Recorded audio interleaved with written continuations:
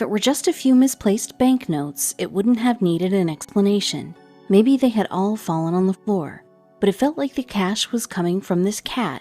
The pile they were playing with each day was bigger than the last. Was his feline a cat burglar? Stewart was passionate about animals, cats in particular. He loved his animals way more than his wife did. Together the couple had adopted 3 animals, a dog and 2 cats. They were all strays, but soon Stewart felt that they were missing something. Then a beautiful American curl appeared on his porch. After much begging, he managed to convince his wife to let him keep the furry feline. The sad stray soon had a new home. He wasn't allowed to keep any more strays in the house, so he kept the new cat in his office. He was like a staff member at the place, and that would rang true when the cat started turning a profit. One morning when he got to the office, he noticed some banknotes on the ground in front of the glass door. They were just $1 bills, but where had they come from? They must have been dropped, so Stewart picked them up and put them on a neat pile on the desk at the front and continued his day. But his cat would continue their habit that no one expected. Everyone at the office loved the little stray. He'd snooze on the desks while people worked and look over at the monitors during the day. He'd step on keyboards and send emails that weren't ready. Just a few days later, he found some more notes on the ground exactly where the others were a few days prior. He couldn't understand where they were coming from. Stewart was now eyeing the cat. Could it have been him? Nothing else was out of the ordinary, though. It wasn't going through purses or breaking into the petty cash box. But still, new money would arrive at the front door every week. Soon they had $50 that they didn't know what to do with. There must have been a reason why this was happening. The office was in the busy part of town where there was lots of traffic every day. So when they asked to get a camera installed, they approved it. After viewing the cameras, Stewart just watched the cat walk around as normal. Nothing was out of the ordinary during the day. But when the evening rolled around, it was a different story. The feline sat at the entrance to the door. Stewart then saw a man walk past the door and noticed the cat trying to get his attention. The man uncrinkled $1 from his wallet and slipped it through the crack in the door. The cat greedily grabbed the money with its paw. The money was then tugged through the door by the cat. Now the cat was $1 up and the man was $1 down.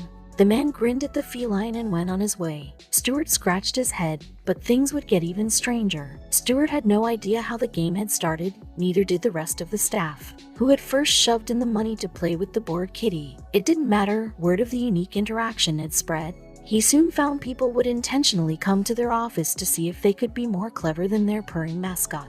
The kitty would sit there, uninterested until he saw a chance to get the bill. Then he would swipe at it and claim his reward. People would giggle and take videos. One day, there was even a lone line of people waiting to take their turn. Soon, the mischievous cat was sitting on a pile of cash. It was then Stewart realized they had a problem. It would be difficult, or nigh impossible, to give back the money, and it wouldn't be fair to keep it for themselves. So, their team gathered together and made an important decision. They were going to donate all money made from the cat to homeless and animal shelters. But that wasn't all. Stewart pulled out their office supplies and made a flashy sign explaining all about the cat and where the money would go. The little guy's fame skyrocketed thanks to the internet. Soon, they found their company emails and inboxes with a new kind of mail. There's only one fitting name, Stewart said. Cashnip. At the time, it felt perfect, but the response was nothing like they had anticipated. It wasn't just singles bills here and there. Stewart walked in one day to see his digital and physical inbox overflowing with unthinkable comments. There were so many thank yous and well wishes, but the most astounding thing was there were many greeting cards with cash donations inside. Cashnip wasn't just pulling in money from the locals, his little hustler had now gone international. There was, however, one onlooker that watched everything with clear disapproval. Stewart and the team noticed one middle-aged woman would regularly walk down their sidewalk. Perhaps she also worked in their area. The tight-curled woman stood apart from the enthusiastic crowd, watching as the cat would wander from his favorite sleeping spot on the floor to the door, and back.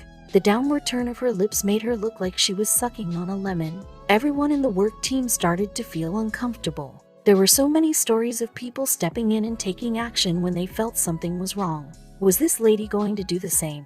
Every day she would stroll down the street, pause at their office, look for the cat, and then frown before wandering away. Stewart's mind couldn't help but race with crazy scenarios. Was she going to claim they were using the cat?